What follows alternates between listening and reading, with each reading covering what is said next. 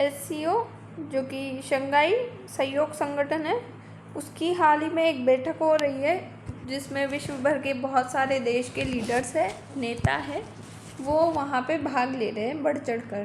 तो ऐसे ही हाल ही में एक जो कि रिपोर्ट आई है हमें, उसमें पता लगा है कि जो एससीओ समिट हो रहा है उसमें एआई के जो मानव निर्मित रोबोट्स है उनका यूज़ किया जा रहा है, यानी कि उनको वहाँ पे एकदम से लोगों की गैदरिंग करते हुए, मतलब नेताओं की गैदरिंग करते हुए और जो रिपोर्टर्स हैं उनसे बातचीत करते हुए पाया गया है। तो इसको लेके एक न्यूज़ आई है कि आखिरकार चर्चा में क्यों है। तो इसकी बात करें हम तो एससीओ शिखर सम्मेलन में एक मानव सदृश रोबोट, यानी कि मानव के जैसे दिखने वाला रोबोट जियो है, ये दिखाया गया है वहाँ पे। ये बहुभाषी सहायता प्रदान करने में अक्षम है और प्रश्नों का उत्तर देने तथा पत्रकारों को बहुभाषाओं में सहायता प्रदान करने के लिए तैनात किया गया है। मतलब जो डिफरेंट कंट्री हैं उनसे जो रिपोर्टर्स आए हैं उनको प्रॉब्लम ना हो, तो इसके लिए इसको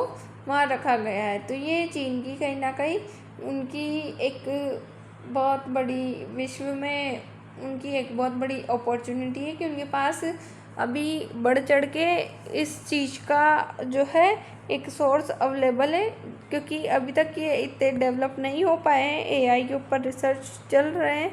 तो ये कहीं ना कहीं चीन के लिए बहुत अच्छी बात है।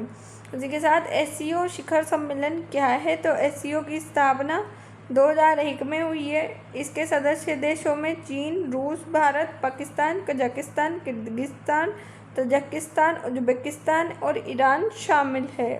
और इसके पर्यवेक्षक देशों की बात करें तो उसमें बेलारूस, अफ़गानिस्तान और मंगोलिया शामिल है।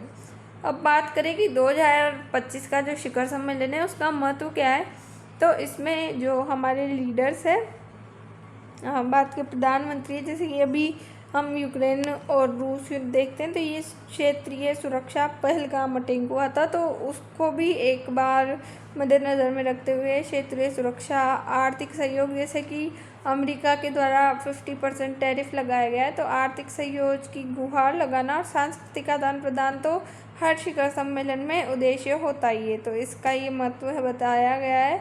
और जो हमारा एआई रोबोट है जियो है, तो एक्सआईओ है की विशेषताएं क्या है, जीआईओ जो हमारा मतलब है उसकी विशेषताएं क्या है, मतलब आर्टिफिशियल इंटेलिजेंस रिपोर्ट की जो रोबोट है उसकी विशेषताएं क्या है। तो ये बहुभाषी समर्थन है, यानी कि इसको 2-3 लैंग्वेजेस आती है, जैसे कि चीनी, अंग्रेजी, रूसी। तो जबकि हम बात करते हैं लैंग्वेज की, तो लैंग्वेज एक बहुत महत्वपूर्ण मुद्दा हो जाता है। तो अंग्रेजी जब एक पर्टिकुलर एरिया की बात करें तो सब लोगों को लगभग इंग्लिश आती है विदेशों में, क्योंकि इंग्लिश को वो सब जगह यूज़ कर लेते हैं। कुछ होते हैं जिनको नहीं आती, तो चीन का मॉडल है तो चीन लैंग्वेज तो ऐड करानी है उनको। उसके साथ रियल टाइम सूचना प्रसंस्करण इसकी विशेषता है।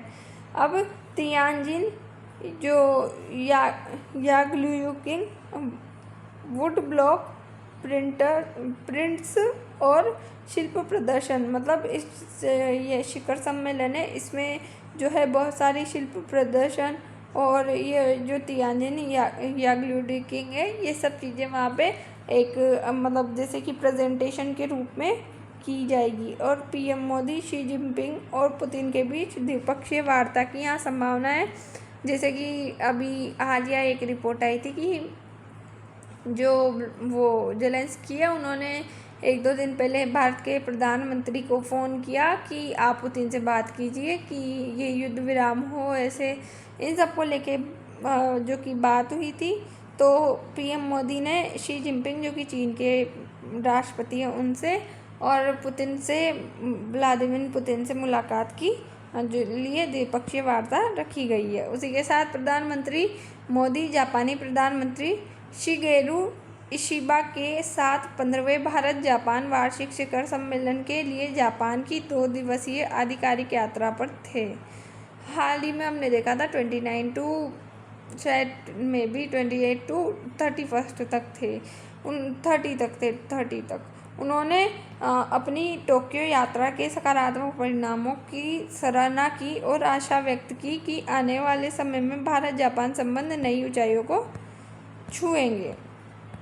उसी के साथ हम एक बार अगर भारत और जापान के संबंधों की बात करें, क्योंकि अगर हमारी न्यूज़ में ये तो करंट अफेयर के टॉपिक के हिसाब से हमने कवर किया है, तो इसे जानना हमारा एक कर्तव्य बन जाता है। भारत और जापान के संबंध 1400 वर्षों से ही अधिक पुराने हैं। इनका जुड़ाव अगर हम देखें तो बौद्ध धर्म के प्रचार प्रसार से अधिक जुड़ा हुआ था, जो कि बौद्ध धर्म उस टाइम 6th सेंचुरी में जो बौद्ध धर्म का आवागमन जापान से भारत में, भारत से जापान में हुआ था, क्योंकि गौतम बुद्ध भारत के थे तो इसका बहुत सारा इफेक्ट पड़ा था। तो बहुत सारे लोगों ने, बौद्ध लोग थे, उन्होंने भारत से बहुत सारी शिक्षाएं ग्रहण की थी। उसी के साथ बोधि सेना 736 ईस्वी ने जापान में बौद्ध धर्म को मजबूत किया था। इसका बहुत महत्वपूर्ण योगदान है। सबसे बड़ा धर्म अगर जापान की बात करें तो शिंतो है, और शिंतो के बाद बौद्ध धर्म आता है। उसी के साथ अभी वर्तमान स्थितियों की बात करें तो रणनीतिक और आर्थिक साझेदारी भारत जापान के बीच बढ़ी है। अब स्वतंत्रता संग्राम में जापान की क्या भूमिका रही थी? जब हमारा देश आज़ाद हुआ तो द्वितीय विश्व युद्ध में जापान ने सुभाष चंद्र बोस की आज़ाद हिंद फौज का समर्थन किया। 1943 में बोस ने जापानी पीएम हिदेकी तोजो से मुलाकात की। जापानी सेना ने INA यानी कि इंडियन नेशनल आर्मी को सैन्य सहायता प्रदान की। इम्फाल और कोहिमा की लड़ाई, इसमें जो है जापान ने बहुत महत्वपूर्ण योगदान दिया था। अब द्वितीय विश्व युद्ध के बाद भारत ने जापान के साथ शांति संधि 9 जून 1952 पर हस्ताक्षर किए थे। उसी के साथ जवाहरलाल नेहरू ने सैन फ्रांसिस्को सम्मेलन में भाग नहीं लिया। जापान की संप्रभुता का समर्थन किया था कि हम जो है जापान की संप्रभुता के साथ रहेंगे। उसी के साथ 1951 में भारत ने जापान को एशियन गेम्स में आमंत्रित किया, और ये भारत और जापान के जो सहयोग है, उनके संबंध है, उनकी तरफ एक सकारात्मक कदम था।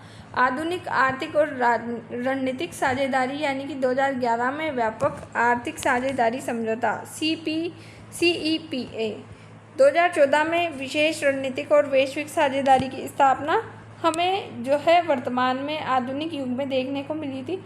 अब जो जापान है उससे रिलेटेड बहुत सारी योजनाएं हैं जो भारत में अवेलेबल है, जैसे कि मुंबई अहमदाबाद बुलेट ट्रेन और दिल्ली मेट्रो, ये जापान की टेक्नोलॉजी से 2025 में 10 ट्रिलियन येन निवेश का लक्ष्य अभी बनाया गया है।